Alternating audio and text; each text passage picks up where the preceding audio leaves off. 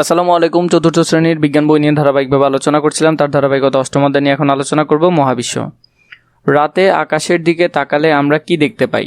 রাতের আকাশে সাধারণত চাঁদ এবং অসংখ্য তারা দেখতে পাই। দিনের আকাশে কেন এদের দেখা যায় না? দিনের আকাশে সূর্যের আলো অনেক বেশি, সেই কারণে আমরা এদের দেখতে পাই না। আমরা শুধু সূর্যকে দিনের আলোর বেলায় দেখতে পাই। সমস্ত গ্রহ, সৌরজগৎ, নক্ষত্র, ছায়াপথ নিয়ে মহাবিশ্ব গঠিত। 1 নাম্বার, সৌরজগৎ। সূর্য এবং তার পরিবারের সদস্য মিলে তৈরি হয় সৌরজগৎ। সৌরজগতের সদস্যরা হচ্ছে সূর্য, গ্রহ, উপগ্রহ এবং অন্যান্য মহাকাশীয় পদার্থ। গ্রহগুলো সূর্যকে কেন্দ্র করে ঘুরছে। সূর্য থেকে দূরত্ব অনুসারে গ্রহগুলোর নাম হচ্ছে বুধ, শুক্র, পৃথিবী, মঙ্গল, বৃহস্পতি, শনি, ইউরেনাস, নেপচুন। প্রত্যেক গ্রহের নিজস্ব বৈশিষ্ট্য রয়েছে। অনেক গ্রহের উপগ্রহ রয়েছে যা তাদের চারপাশে ঘোরে। পৃথিবীর একমাত্র উপগ্রহর নাম চাঁদ। সৌরজগতের গঠন কেমন? কাজ 1, খেলার মাঠে দৌড়ের মাধ্যমে সৌরজগৎ সম্পর্কে ধারণা লাভ। কি কি দরকার? খোলা মাঠ, গ্রহের নাম লেখা ফ্ল্যাগ কার্ড। কি করতে হবে? 1 নাম্বার, 9 জন সহপাঠী নিয়ে একটি দল গঠন করি। 2 নাম্বার, সূর্যের ভূমিকায় অভিনয় করার জন্য একজনকে দল থেকে লটারির মাধ্যমে বাছাই করি। তার হাতে সূর্য লেখা ফ্ল্যাগ কার্ড দেই। সূর্যের ভূমিকা নেওয়া বন্ধুটি একটি মাঠের ঠিক মাঝখানে দাঁড়িয়ে থাকবে। 3, বাকি 8 জন বন্ধু প্রত্যেকে লটারির মাধ্যমে সৌরজগতের 8টি গ্রহের নাম তুলবে। তাদের হাতে এক একটি গ্রহের নাম লেখা ফ্ল্যাগ কার্ড থাকবে। 4 নাম্বার, বুধ, শুক্র, পৃথিবী, মঙ্গল, বৃহস্পতি, শনি, ইউরেনাস, নেপচুন গ্রহের ফ্ল্যাগ কার্ডধারী সহপাঠীরা পরপর দাঁড়ায়। ফ্ল্যাগ কার্ড উঁচু করে কল্পিত সূর্যের চারদিকে গোলাকার পথে দৌড়াই। 5 নাম্বার, দৌড়ের পর সবাই একত্রিত হই এবং সবার কেমন লাগে তা নিয়ে আলোচনা করি। সূর্যকে একবার ঘুরে আসতে সবাই কি একই দূরত্ব অতিক্রম করছে? একবার সূর্যকে ঘুরে আসতে কার সবচেয়ে বেশি দূরত্ব অতিক্রম করছে? কার বেশি দূরত্ব অতিক্রম করতে হয়েছিল? তাহলে আমরা এখানে দেখি মাঝখানে একজনকে সূর্যের ফ্ল্যাগ কার্ড দিয়ে দাঁড়া করাই এবং তার পাশে বুধ, এরপরে হলো শুক্র, পৃথিবী, মঙ্গল, তারপর বৃহস্পতি, শনি, ইউরেনাস, নেপচুন এইভাবে করে দেই। তো নিশ্চয়ই যে সবচেয়ে দূরে আছে ওর দৌড়ায় অতিক্রম করতে বেশি সময় লাগবে। তাহলে সূর্যের কাছের গ্রহগুলোকে অতিক্রম করতে কম সময় লাগে, দূরেরগুলো বেশি সময় লাগে।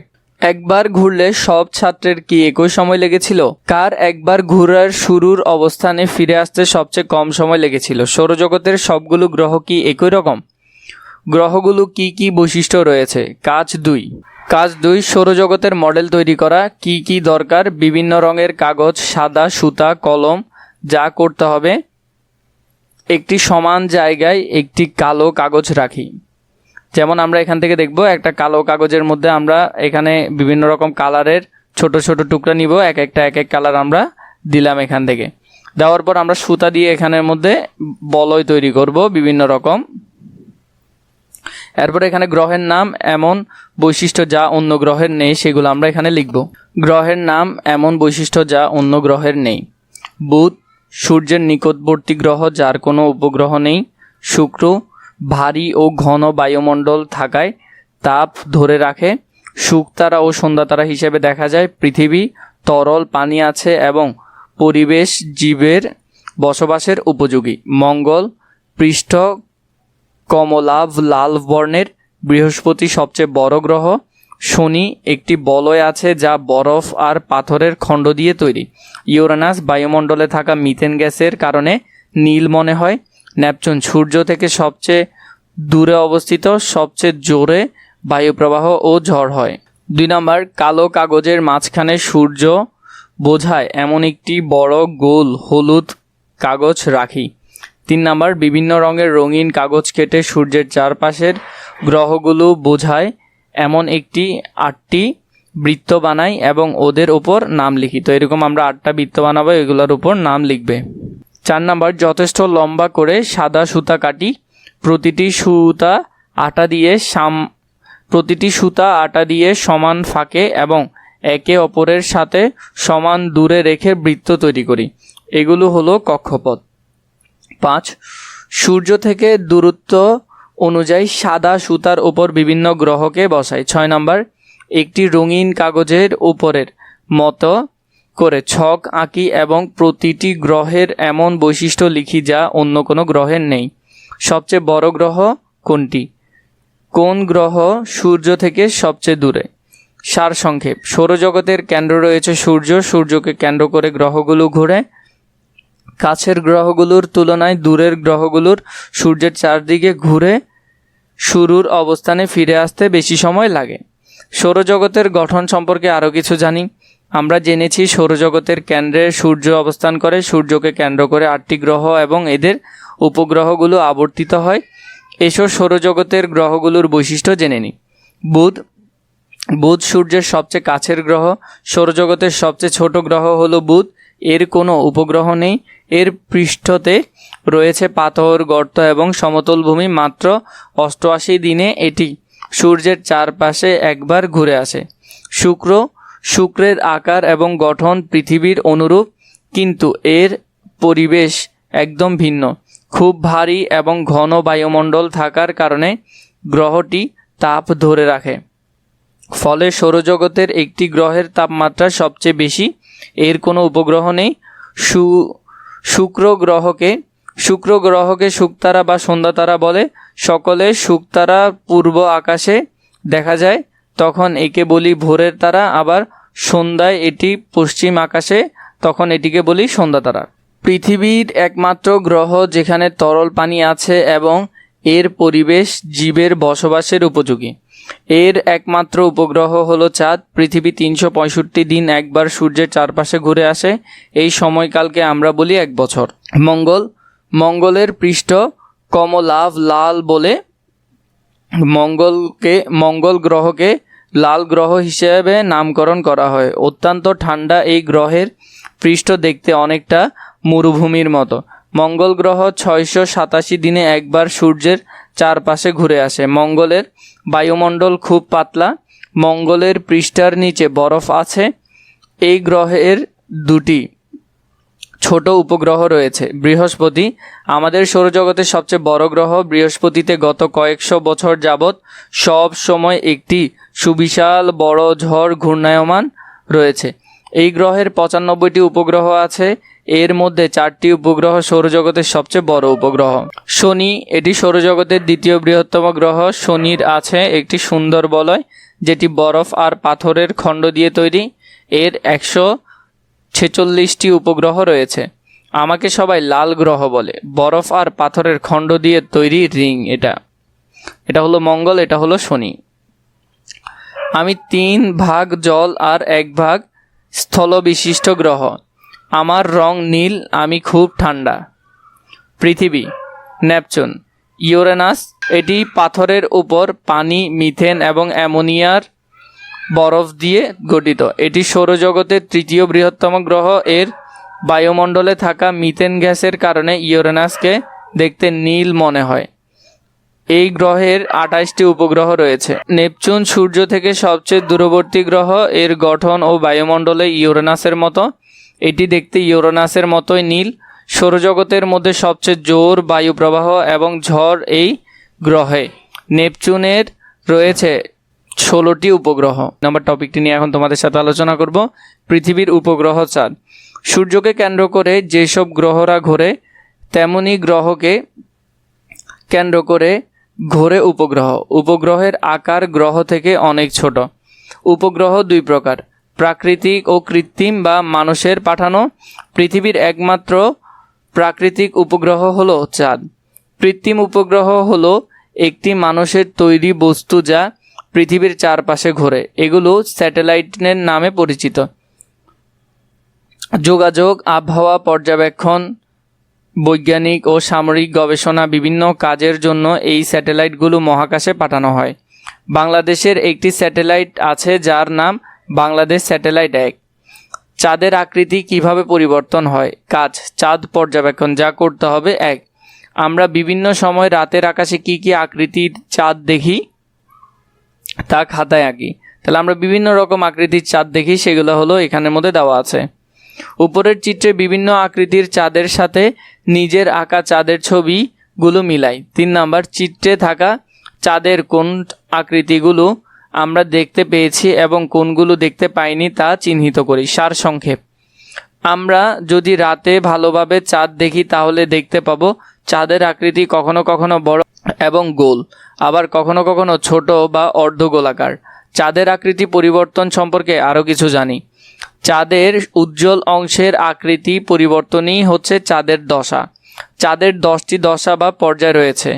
একটি অবস্থা থেকে শুরু করার পর প্রায় প্রতি 29.5 দিনে চাঁদ ঠিক তার আগের অবস্থানে ফিরে যায়।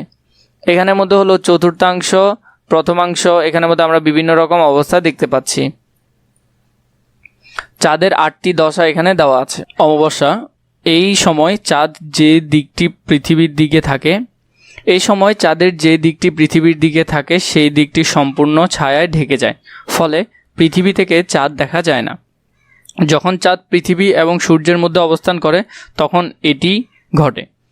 2, ক্রমশ বৃদ্ধি পাওয়া ক্রিসেন্ট। অমাবস্যার পরে চাঁদের পৃষ্ঠ ধীরে ধীরে আরও বেশি উজ্জ্বল হয়, একে বলে ক্রমশ বৃদ্ধি পাওয়া ক্রিসেন্ট। প্রথম চতুর্থাংশ, চাঁদ যখন পৃথিবীর চারপাশে তার কক্ষপথে প্রায় 1/4 ঘুরে আসে তখন চাঁদের ভূমির অর্ধেক আলোকিত হয়, ফলে চাঁদকে অর্ধগোলাকৃতির দেখায়। আলোকিত অংশের ক্রমশ বৃদ্ধি প্রথম চতুর্থাংশের পরে ধীরে ধীরে চাঁদের পৃষ্ঠ অর্ধেকেরও বেশি আলোকিত হয়ে যায়। পূর্ণিমা, এই সময় চাঁদ সম্পূর্ণ আলোকিত হয় এবং পৃথিবী থেকে চাঁদকে পুরোপুরি গোলাকার দেখা যায়। পূর্ণিমার সময় পৃথিবী সূর্য এবং চাঁদের মাঝখানে অবস্থান করে। পরবর্তী পর্যায়গুলো হলো আলোকিত অংশে ক্রমশ কমে যাওয়া, শেষের চতুর্থাংশ এবং ক্রমশ কমে যাওয়া ক্রিসেন্ট। এভাবে এই পর্যায়গুলো একের পর এক ঘটতে থাকে, যা পুরোপুরি সম্পূর্ণ হতে প্রায় 29.5 দিন সময় লাগে। ইম্পর্ট্যান্ট, এটা ভালো করে দেখে রাখবে। এটি চন্দ্রমাস নামে পরিচিত। পূর্ণিমা এবং অমাবস্যা কিভাবে হয়? কাজ: পূর্ণিমা ও অমাবস্যার মডেল তৈরি করো। কি কি দরকার? বিভিন্ন রঙের কাগজ, সাদা সুতা, কলম। কি করতে হবে? আমরা এখানের মধ্যে এরকম মডেল আঁকবো, যেমন এটা পৃথিবী এবং এখানের মধ্যে রাত, দিন হচ্ছে সূর্যের আলো এই সাইডে পড়তেছে, তাই এই অংশে পড়ার কারণে এখানে দিন, কিন্তু এই অংশে সূর্যের আলো পড়তেছে না, তাই এই অংশে হলো রাত। তার মানে এই পৃথিবী ঘুরতে থাকলে তখন আস্তে আস্তে একদিকে দিন হতে শুরু করবে আর একদিকে রাত হতে শুরু করবে। আমরা এটা ধারাবাহিকভাবে দেখব। একটি সমতল পৃষ্ঠে কালো রঙের কাগজ রাখি। 2 নাম্বার, কালো রঙের কাগজের ঠিক মাঝখানে সূর্য নির্দেশ করে এমন একটি গোলাকার কমলা রঙের কাগজ রাখি। 3, সবুজ রঙের কাগজ গোল করে কেটে সূর্যের চারপাশে রাখি এবং মনে করি এটি পৃথিবী। 4, যথেষ্ট লম্বা করে সাদা সুতা কাটি, আটা দিয়ে পৃথিবীর চারদিকে বৃত্ত তৈরি করি, এগুলো হলো কক্ষপথ। 5, হলুদ রঙের কাগজ গোল করে কেটে 2টি চাঁদ বানাই এবং একটির উপর লিখি পূর্ণিমা এবং অপরটির উপর লিখি অমাবস্যা। 6, চাঁদকে কক্ষপথের 1, 2, 3 এবং 4 চিহ্নিত স্থানগুলোর মধ্যে সঠিক স্থানে রেখে পূর্ণিমা এবং অমাবস্যার জন্য 2টি মডেল তৈরি করি। 7, মডেল দেখে নিচের প্রশ্নগুলো নিয়ে ভাবি ছকের প্রশ্ন দুটির উত্তর লিখি। 1, পূর্ণিমার সময় চাঁদকে কেন আলোকিত দেখায়? 2, অমাবস্যার চাঁদকে কেন অন্ধকার দেখায়? এটা আমরা এখন পূরণ করব। পূর্ণিমার সময় পৃথিবী সূর্য ও চাঁদের মাঝখানে থাকায় চাঁদের সম্পূর্ণ আলোকিত অংশ পৃথিবী থেকে দেখা যায়। এরপরে অমাবস্যার সময় চাঁদ সূর্য এবং পৃথিবীর মাঝখানে থাকে, পৃথিবী থেকে চাঁদের আলোকিত অংশ দেখা যায় না, তাই অন্ধকার দেখায়। এই অংশটা তোমরা সুন্দর করে এখানে লিখে ফেলতে পারবে। চাঁদের পূর্ণিমা ও অমাবস্যার মূলত কিসের উপর নির্ভর করে? সূর্য ও পৃথিবীর সাপেক্ষে চাঁদের অবস্থানের ওপর। সারসংক্ষেপ: অমাবস্যার সময় চাঁদ সূর্য এবং পৃথিবীর মাঝখানে থাকে, এই অবস্থায় চাঁদের আলোকিত অংশটি পৃথিবী থেকে দেখা যায় না। পূর্ণিমার সময় পৃথিবী সূর্য ও চাঁদের মাঝখানে থাকে, এই সময় চাঁদের সম্পূর্ণ আলোকিত অংশ পৃথিবী থেকে দেখা যায়। চাঁদ কিভাবে আলোকিত হয়? আমরা কি কখনো রাতের আকাশের দিকে তাকিয়ে ভেবে দেখেছি চাঁদের সুন্দর আলোর পিছনে কি রহস্য লুকিয়ে আছে? আকাশে কেন এটি এত উজ্জ্বলভাবে জ্বলছে, এটার কি নিজস্ব আলো আছে? তাহলে আমরা এখানে যদি দেখি, কাজ, চাঁদ আলোকিত হওয়ার কারণ অনুসন্ধান, যা করতে হবে জোনাকি পোকা, ফড়িং, বাল্ব, আয়না, সূর্য, পৃথিবী, টর্চ লাইট, উজ্জ্বল পাথর। নিচের ছকের মতো একটি ছক আঁকি। আলো উৎপন্ন করে না এমন জিনিসগুলো আমরা এখানে লিখব নামগুলো। জোনাকি পোকা আলো উৎপন্ন করে, বাল্ব, সূর্য, টর্চ লাইট এগুলো আলো উৎপন্ন করে। আলো উৎপন্ন করে না ফড়িং, আয়না, পৃথিবী, উজ্জ্বল পাথর এগুলো আলো উৎপন্ন করে না। উপরের ছবিগুলো দেখি, এদের মধ্যে কারা নিজের আলো তৈরি করে এবং কারা নিজের আলো তৈরি করে না তা ছকে লিখি। 4 নাম্বার, নিচের প্রশ্নটি নিয়ে দলে আলোচনা করি। যারা আলো তৈরি করে না তাদের কেন আমরা দেখতে পাই? সারসংক্ষেপ, কিছু পদার্থ আলো তৈরি করে, কিছু পদার্থ নিজস্ব আলো উৎপন্ন করে না, তবু আমরা তাদের দেখতে পাই কারণ তারা অন্যের আলোকে প্রতিফলন করে। চাঁদ কিভাবে আলোকিত হয় সে সম্পর্কে আরও কিছু জানি। চাঁদের নিজের কোনো আলো নেই, এটি আলোর জন্য সূর্যের উপর নির্ভরশীল। সূর্যকে আকাশের একটি বিশাল টর্চ লাইট হিসেবে কল্পনা করা যায়। চাঁদের উপরিভাগ পাথর এবং ধুলো দ্বারা আবৃত, যা আয়নার মতো সূর্যের আলোকে প্রতিফলিত করে। পৃথিবীর দিকে সেই আলো ফিরে আসে, এই কারণে আমরা রাতের আকাশে চাঁদ দেখতে পাই। সূর্য চাঁদের এক পাশে আলোকিত করলে সূর্যের বিপরীত দিকে থাকা চাঁদের অংশটি সব সময় অন্ধকার থাকে। এখন ভেবে দেখি তো, আমরা যদি চাঁদে থাকতাম তবে সেখান থেকে কি পৃথিবীকে দেখতে পেতাম? অবশ্যই চাঁদের মতোই পৃথিবীও সূর্যের আলো কিছুটা প্রতিফলিত করে, ফলে চাঁদ থেকে পৃথিবী দেখা যায়। তাহলে এটা হলো চাঁদ, এখান থেকে পৃথিবী। চাঁদের উপরিভাগে কি কি আছে?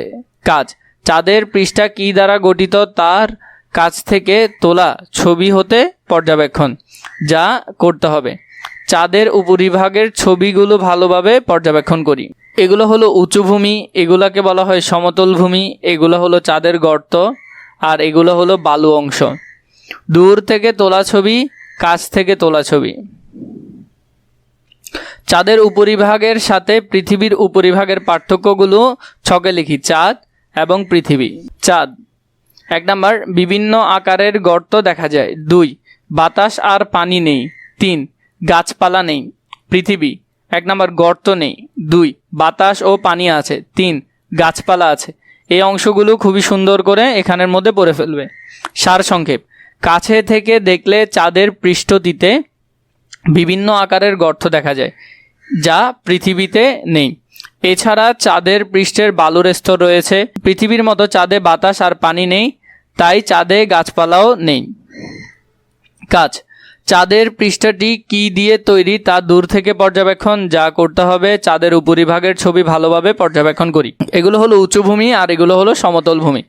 দূর থেকে তোলা ছবি, সহপাঠীর সাথে আলোচনা করি এবং চাঁদের উজ্জ্বলতা সব জায়গায় সমান কিনা তা লক্ষ্য করে নিচের ছকে লিখি। ছক 1 এবং 2-এ লিখব। 1 নাম্বার, চাঁদের উজ্জ্বলতা সব জায়গায় সমান নয়। 2 নাম্বার, চাঁদের ভূমি যেসব জায়গায় উঁচু সেসব জায়গায় উজ্জ্বলতা বেশি, আর নিচু কিংবা সমতল স্থলে উজ্জ্বলতা কম। এই অংশটা খুবই ভালো করে দেখে এভাবে লিখে নিতে পারবে। কোনো চাঁদের কিছু অংশ বেশি উজ্জ্বল আর কিছু অংশ কম উজ্জ্বল দেখা যায়। বেশি উজ্জ্বল অংশ পাওয়া যায় চাঁদের উচ্চ ভূমির জন্য, কম উজ্জ্বল অংশ পাওয়া যায় চাঁদের সমতল ভূমির জন্য। সারসংক্ষেপ, খালি চোখে পূর্ণিমার চাঁদের দিকে তাকালে দেখা যায় চাঁদের উজ্জ্বল অংশের পাশাপাশি কম উজ্জ্বল অংশ রয়েছে। চাঁদের দিকে তাকালে যে কম উজ্জ্বল অংশ দেখা যায়, যাকে আমরা বলি চাঁদের কলঙ্ক। দূর থেকে পুরো চাঁদকে দেখলে এর গায়ে হালকা ও গাঢ় 2 রঙের অঞ্চল দেখা যায়। চাঁদের পৃষ্ঠের হালকা রঙের জায়গাগুলো হলো উচ্চভূমি, চাঁদের পৃষ্ঠের অন্ধকার জায়গাগুলো হলো সমতল ভূমি। পৃথিবীর উপগ্রহ চাঁদ সম্পর্কে আরও কিছু জানি। বহু বছর ধরে মহাকাশ থেকে উল্কা এবং অন্যান্য মহাজাগতিক বস্তু চাঁদের গায়ে প্রবল বেগে পড়েছে। ফলে বিভিন্ন আকারের গর্ত তৈরি হয়েছে, সেই সাথে উৎপন্ন হয়েছে বিশেষ ধরনের বালু, যাকে রেগোলিথ বলা হয়। তাহলে এগুলোকে বলা হয় কি? রেগোলিথ। এটি চাঁদের পৃষ্ঠকে ধুলোময় ময়লা একটি স্তরের মতো ঢেকে রাখে। চাঁদ এবং পৃথিবীর পৃষ্ঠের মধ্যে আরও একটি বড় পার্থক্য হলো চাঁদের কোনো পানীয় পাওয়া যায় না। চাঁদে পৃথিবীর মতো বাতাস এবং বৃষ্টিপাত নেই। আমাদের পৃথিবীতে যেমন পাথর আছে, চাঁদেও তা আছে। দূর থেকে তোলা চাঁদের ছবিতে হালকা রঙের অঞ্চলগুলো হলো উচ্চভূমি। এরা চাঁদের পৃষ্ঠের বেশিরভাগ অংশ তৈরি করে। এই অঞ্চলগুলো অ্যালুমিনিয়াম এবং ক্যালসিয়াম সমৃদ্ধ এক ধরনের শিলা দিয়ে গঠিত, যাতে আলো ভালোভাবে প্রতিফলিত হয়। চন্দ্রপৃষ্ঠ জুড়ে ছড়িয়ে ছিটিয়ে আছে মারিয়া নামক কালো মিশ্রণ সমভূমি। এখানকার শিলা প্রাচীন আগ্নেয়গিরির অগ্ন্যুৎপাত হতে তৈরি। আশেপাশের উঁচু ভূমির তুলনায় এখানে থাকা বালু কম প্রতিফলন করে বলে এদের তুলনামূলক কালো দেখায়। 102 নম্বর পৃষ্ঠার ছায়াপথ টপিক 3 নম্বরটি নিয়ে আলোচনা করব। মহাবিশ্ব অনেক বড়। অসংখ্য ছায়াপথ বা গ্যালাক্সি দিয়ে মহাবিশ্ব গঠিত। মহাবিশ্বের অতি ক্ষুদ্র অংশ, যাতে নক্ষত্রের বিশাল সমাবেশ রয়েছে, তাকে গ্যালাক্সি বা ছায়াপথ বলে। আমাদের সৌরজগৎ যে ছায়াপথে রয়েছে তার নাম হলো মিল্কি ওয়ে বা আকাশগঙ্গা। সূর্য সৌরজগতের একমাত্র নক্ষত্র। নক্ষত্র হচ্ছে জ্বলন্ত গ্যাসীয় একটি বিশাল কুণ্ডলীর, যার নিজস্ব আলো, তাপ এবং অন্যান্য শক্তি রয়েছে। অন্যান্য নক্ষত্র সূর্য থেকে ছোট দেখায়, কারণ এগুলো অনেক দূরে অবস্থিত। আমাদের সৌরজগৎ এখানে ছোট, এটা হলো আমাদের সৌরজগৎ। এরকম হাজার হাজার সৌরজগৎ এইখানের মধ্যে রয়েছে। এটার নাম হলো মিল্কিও ছায়াপথ। এরপরে সূর্যের ছবি একটা দেওয়া আছে। মহাবিশ্ব কতটা বড়? কাজ 1, নক্ষত্রের তুলনায় ছায়াপথের বিশালতা অনুসন্ধান করো। কি কি দরকার? কাগজ ও কলম। যা করতে হবে: 1, একটি নীল রঙের কাগজ নেই, একটি কাগজে লিখি ছায়াপথ। একটা কাগজ নিব, একটাতে নিব ছায়াপথ। 2, মিল্কিও ছায়াপথ লেখা কাগজে বল্ড প্রিন্ট কলম দিয়ে ছোট একটি বিন্দু আঁকি এবং তার নাম দেই নক্ষত্র বা সূর্য। তাহলে এখানে বিন্দু আঁকলাম, তার নাম দিলাম নক্ষত্র অথবা সূর্য। 3, ছায়াপথের বিশালতার সম্পর্কে সহপাঠীর সাথে আলোচনা করি। এটার বিশালতা সম্পর্কে আমরা আলোচনা করব। কাজ 2, ছায়াপথের তুলনায় মহাবিশ্বের বিশালতা অনুসন্ধান করা। কি কি দরকার? কাগজ ও কলম। যা করতে হবে: 1, একটি সাদা কাগজ নেই, কাগজের নিচের দিকে লিখি মহাবিশ্ব। কাগজের নিচের দিকে লিখলাম মহাবিশ্ব, আর এখানে দিলাম মিল্কিও ছায়াপথ। মহাবিশ্ব লেখা কাগজের উপরের দিকে বল পয়েন্ট কলম দিয়ে একটি বিন্দু আঁকি এবং এর নাম দিই মিল্কিও ছায়াপথ। এখানে এটা আঁকলাম, এটার নাম দিলাম মিল্কিও ছায়াপথ। 3, মহাবিশ্বের বিশালতা সম্পর্কে সহপাঠীর সাথে আলোচনা করে আরও একটি উদাহরণ নিচের ছকে লিখি। তাহলে এখানের মধ্যে আমরা ছকে লিখব বিন্দুটা কত ছোট, এটা দিয়ে মিল্কি ওয়ে ছায়াপথ হয়। তাহলে মহাবিশ্ব কতটা বড় হতে পারে বলো তো? মহাবিশ্ব সত্যিই বিশাল। তাহলে আমরা এখানের মধ্যে এটা আগে পূরণ করব। 1 নাম্বার, গ্যালাক্সিতে সূর্য একটি ফুটবল হলে পৃথিবীটা একটি সরিষা দানার ন্যায়। এরপরে আলোর গতিতে ছায়াপথের সূর্য থেকে সবচেয়ে কাছের নক্ষত্রে পৌঁছাতে 4 বছরের বেশি সময় লাগবে। মানে এবার ভেবে দেখতে পারো যে এটার বিশালতা কত। সারসংক্ষেপ: আমাদের সৌরজগতের একমাত্র নক্ষত্র সূর্য মিল্কি ওয়ে নামক ছায়াপথের একটি ক্ষুদ্র অংশ। আমাদের সৌরজগতের একমাত্র নক্ষত্র সূর্য মিল্কি ওয়ে নামক ছায়াপথের একটি ক্ষুদ্র অংশ, যা কাগজের ছোট বিন্দু দ্বারা বোঝানো হচ্ছে কাগজ 1-এ। মিল্কি ওয়ে ছায়াপথ আবার পৃথিবীর একটি অতি ক্ষুদ্র অংশ, যা কাগজের ছোট বিন্দু দ্বারা বোঝানো হয়েছে কাগজ 2-এ। এই ছোট কাগজের মাধ্যমে আমরা মহাবিশ্বের বিশালতা সম্পর্কে জানতে পারলাম। মহাবিশ্ব সম্পর্কে আরও কিছু জানি। সূর্য একটি নক্ষত্র, নক্ষত্রমণ্ডল হ্যালির ধূমকেতু, এগুলো এখানে ছবিগুলো দেওয়া আছে। নক্ষত্রমণ্ডল, নক্ষত্রগুলো জোট বেঁধে অবস্থান করে। রাতের আকাশে নক্ষত্রের এই জোট কোনো ব্যক্তি, বস্তু বা প্রাণীর ন্যায় বিশেষ আকৃতি সৃষ্টি করে। বিশেষ আকৃতি সম্পন্ন নক্ষত্র এই জোটকে নক্ষত্রমণ্ডল বলে। কালপুরুষ এমনই একটি নক্ষত্রমণ্ডল। ছায়াপথ, একটি ছায়াপথে অনেক নক্ষত্র থাকে। মিল্কি ওয়ে ছায়াপথ দেখতে সাপের মতো আঁকাবাঁকা। রাতে আমরা যেসব নক্ষত্র এবং গ্রহ দেখতে পাই সেগুলো এই ছায়াপথের অন্তর্ভুক্ত। সূর্য মিল্কি ওয়ের ছায়াপথের কেন্দ্রের চারপাশে আবর্তিত হয়। ধূমকেতু হলো সূর্যকে কেন্দ্র করে ঘোরা সৌরজগতের ছোট বস্তু, যা বরফ, ধূলিকণা এবং পাথর দ্বারা গঠিত। এটি যখন সূর্যের কাছাকাছি আসে তখন এর বরফ এবং অন্যান্য উদ্বায়ী পদার্থ গ্যাসে রূপান্তরিত হয়, ফলে এর একটি মাথা এবং একটি দীর্ঘ লেজ সৃষ্টি হয়। হ্যালিওর ধূমকেতুর সবচেয়ে বিখ্যাত ধূমকেতু। এটি প্রায় ৭৬ বছরে একবার সূর্যকে প্রদক্ষিণ করে। পৃথিবী থেকে আবার এই ধূমকেতু দেখা যাবে 2061 সালে। তাহলে ৭৬ বছর পর একবার দেখা যায়, আগামী 2061-তে আবার দেখা যাবে। গ্রহাণু হলো এমন এক ধরনের বস্তু যা প্রধানত পাথরের তৈরি। এরা সূর্যকে কেন্দ্র করে ঘোরে। সৌরজগতের বেশিরভাগ গ্রহাণুই মঙ্গল ও বৃহস্পতির গ্রহের মাঝে অবস্থান করে। কিছু কিছু গ্রহাণুর চাঁদের মতো উপগ্রহ রয়েছে। মহাবিশ্ব বিভিন্ন বস্তুর মধ্যে পারস্পরিক সম্পর্ক। কাজ: মহাবিশ্ব এবং এতে থাকা বিভিন্ন বস্তু ছোট থেকে বড় ক্রমানুসারে সাজানো। যা করতে হবে: নিচের নামগুলো কোনটি আকারে বড় এবং কোনটি আকারে ছোট বোঝা তা চিন্তা করি। ছায়াপথ, নক্ষত্রমণ্ডল, উপগ্রহ, সূর্য, মহাবিশ্ব, ধূমকেতু এবং গ্রহ। তাহলে আমরা এখানের মধ্যে নিচের উল্টা পিরামিডের ভেতরের নামগুলো কিভাবে সাজাই, যেন সবচেয়ে বড় বস্তু উপরে থাকে। তাহলে বড়টা উপরে লিখবো, ছোটগুলো নিচে লিখবো। তাহলে উপরে সবচেয়ে বড় হলো মহাবিশ্ব, এরপরে ছায়াপথ, এরপরে নক্ষত্রমণ্ডল, এরপরে সূর্য, এরপরে গ্রহ, এরপরে উপগ্রহ, এরপরে ধূমকেতু। এভাবে করে তোমরা এগুলা লিখবে। সারসংক্ষেপ: মহাবিশ্ব সত্যই বিশাল এবং এতে অগণিত ছায়াপথ রয়েছে। প্রতিটি ছায়াপথে অসংখ্য নক্ষত্র রয়েছে। একটি নক্ষত্রমণ্ডল অনেক নক্ষত্রের সমষ্টি। সূর্য একটি নক্ষত্র যা গ্রহগুলোর তুলনায় অনেক বড়।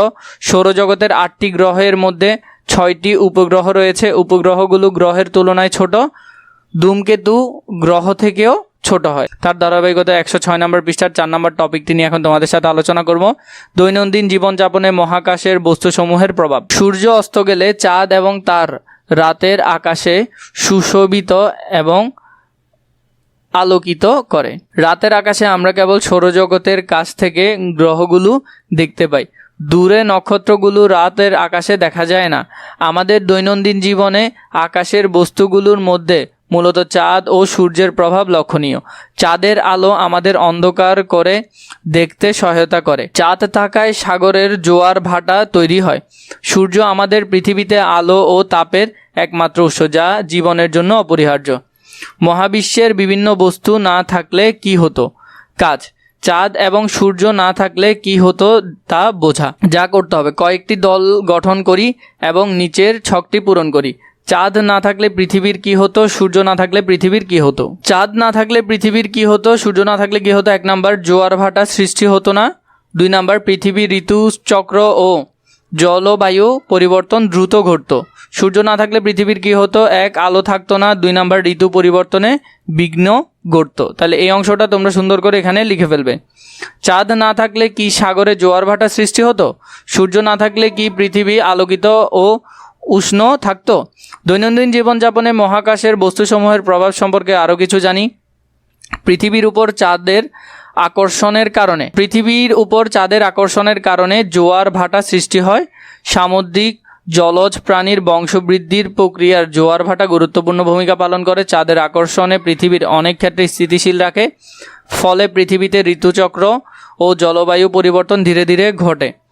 তাই বলা যায় পৃথিবীর জীববৈচিত্র্য বজায় রাখার ক্ষেত্রে চাঁদের গুরুত্ব ভূমিকা রয়েছে।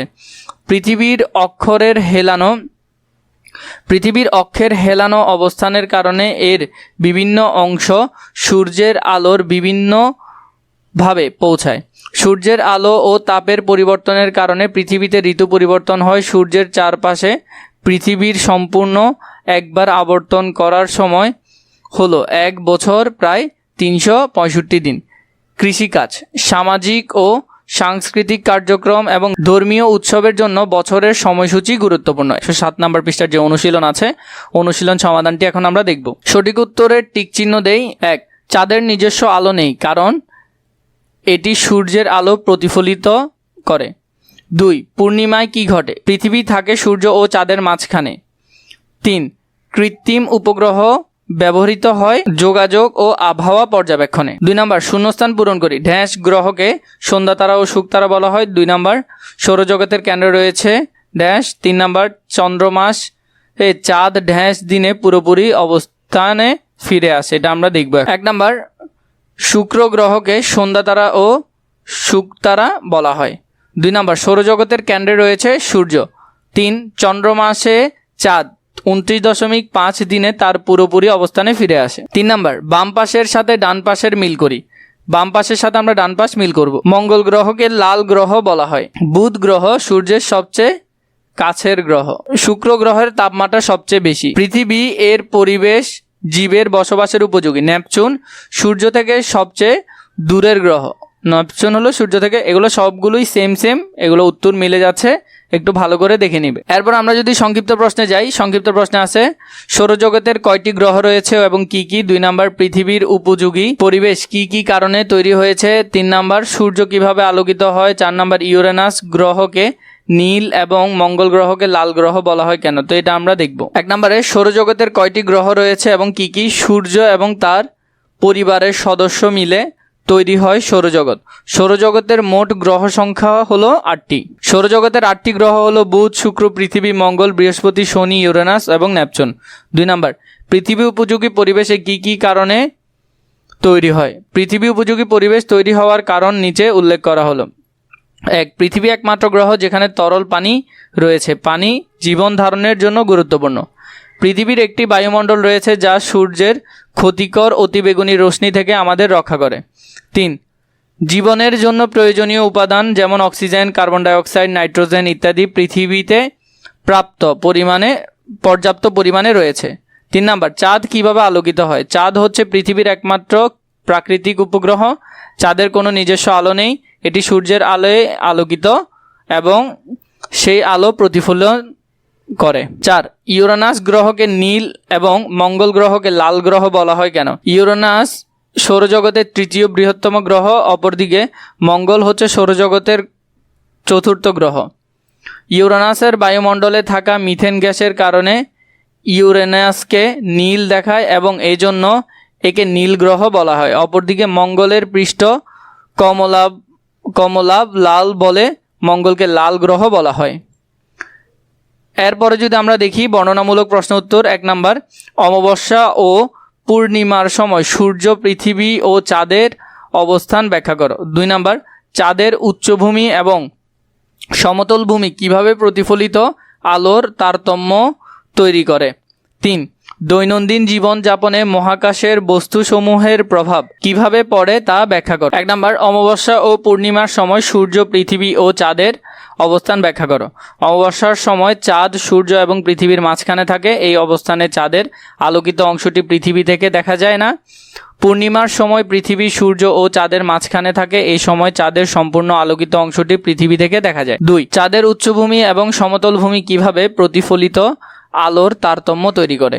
দূর থেকে পুরো চাঁদকে দেখলে আমরা চাঁদের গায়ে হালকা ও গাঢ় 2 রঙের আলো দেখতে পাই। চাঁদের পৃষ্ঠ হালকা রঙের জায়গাগুলো হলো উচ্চভূমি এবং অন্ধকার জায়গাগুলো হলো সমতল বা সমভূমি। আমাদের দূর থেকে তোলা চাঁদের ছবি যে হালকা রঙের অঞ্চলগুলো দেখি তাই হলো উচ্চভূমি। এরা চাঁদের পৃষ্ঠের বেশিরভাগ অংশ তৈরি করে যা অ্যালুমিনিয়াম এবং ক্যালসিয়াম সমৃদ্ধ শিলা দিয়ে গঠিত। এরা ভালোভাবে আলো প্রতিফলিত করতে সক্ষম। অপরদিকে চাঁদের পৃষ্ঠে ছড়িয়ে ছিটিয়ে থাকা মারিয়া নামক কালো ও মসৃণ অঞ্চলেই হলো সমভূমি। এখানকার শিলা প্রাচীন আগ্নেয়গিরি অগ্ন্যুৎপাত হতে তৈরি। এই অঞ্চলে থাকা বালু কম আলো প্রতিফলন করে বলে এই অঞ্চলকে কালো দেখায়। 3, দৈনন্দিন জীবনযাপনে মহাকাশের বস্তুসমূহের প্রভাব কিভাবে পড়ে তা ব্যাখ্যা করো। আমাদের দৈনন্দিন জীবনে মহাকাশের বস্তুসমূহের মধ্যে চাঁদ ও সূর্যের প্রভাব লক্ষণীয়। চাঁদের আলো আমাদের অন্ধকারে দেখতে সাহায্য করে। চাঁদ থাকায় সাগরের জোয়ার ভাটা তৈরি হয়। সূর্য আমাদের পৃথিবীতে আলো ও তাপের একমাত্র উৎস, যা জীবনের জন্য অপরিহার্য ভূমিকা পালন করে। তো আমরা এই অংশটা খুবই ভালো করে এখান থেকে দেখে লিখে নিতে পারবো। পরবর্তী অধ্যায় প্রয়োজন হলে নিশ্চয়ই কমেন্ট করে জানাবে।